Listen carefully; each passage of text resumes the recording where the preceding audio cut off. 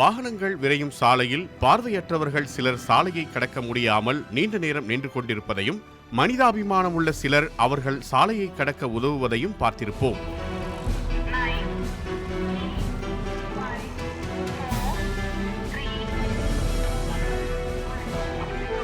அவர்கள் இனி யாருடைய உதவியும் இன்றி சாலையை கடக்க உதவுகிறது ஆடிட்டோரி சிக்னல் எனும் இந்த புதிய திட்டம்.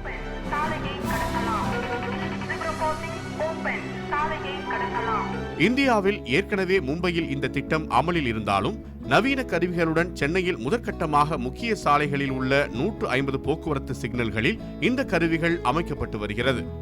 மாற்றுத்திறனாளிகள் ஆணையம் மூலம் இதற்கென 75 லட்சம் ரூபாய் நிதியை தமிழக அரசு ஒதுக்கி சென்னை பெருநகர காவல்துறைக்கு வழங்கியுள்ளது. சென்னை காமராஜர் சாலையில் விவேகானந்தர் இல்லம், போர் நினைவு சின்னம், தலைமைச் செயலகம் உள்ளிட்ட 10 இடங்களில் இந்த கருவிகள் அமைக்கப்பட்டு பயன்பாட்டிற்கும் வந்துள்ளதாக போக்குவரத்து காவல்துறை அதிகாரிகள் தெரிவித்துள்ளனர்.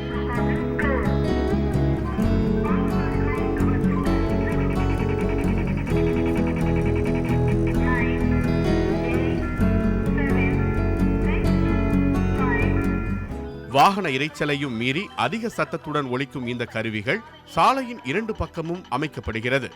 தற்போது அமைக்கப்பட்டுள்ள கருவிகள் மூலம் 10 வினாடிகள் மட்டுமே சாலையை கடக்க அவகாசம் கொடுக்கப்பட்டுள்ளதால் அதை 20 வினாடிகளாக மாற்றியமைக்க வேண்டும் என்று கோரிக்கை வைக்கப்பட்டுள்ளது. சிக்னல் கிராசிங்கில் பார்வையற்றோர் மற்றும் முதியோர்கள் பயன்படுத்துவதற்காக இந்த ஆடியோ ஃபிக்ஸ் பண்ணியிருக்காங்க. அது ரொம்ப நல்ல விஷயம், வரவேற்கத்தக்கது, அருமையான விஷயம். அதில் ஒரு சின்ன எங்களுக்கு ஒரு 10 செகண்ட் கொடுத்துருக்காங்க. அதில் ஒரே ஒரு சின்ன ஒரு அப்பீல், ஒரு ரிக்வெஸ்ட் என்னென்னா, 15 முதல் 20 செகண்ட் இருந்ததுன்னா கொஞ்சம் முதியோர்களுக்கும் இப்போ பார்வையற்றவர்களும் கொஞ்சம் ஸ்லோவாக நடக்கிறவங்க இருக்கிறாங்க.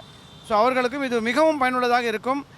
ஆண்ட்ராய்டு செல்போன், இணையதளம் என தொழில்நுட்ப வசதிகளை கூட பார்வையற்ற மாற்றுத்திறனாளிகள் யார் உதவியும் இன்றி பயன்படுத்த பல்வேறு வசதிகள் வந்துவிட்ட நிலையில் தனியாக சாலையை கடக்க முடியாமல் இருந்த நிலையை இன்று தன்னம்பிக்கையோடு சாலையை கடக்க உதவிய போக்குவரத்து காவல்துறையின் நடவடிக்கை பாராட்டுக்குரியதே. பாலிமர் செய்திகளுக்காக ஒளிப்பதிவாளர் வினோத்துடன் செய்தியாளர் சரவணகுமார். சாலையை கடக்கலாம். 9, 8, 7, 6, 5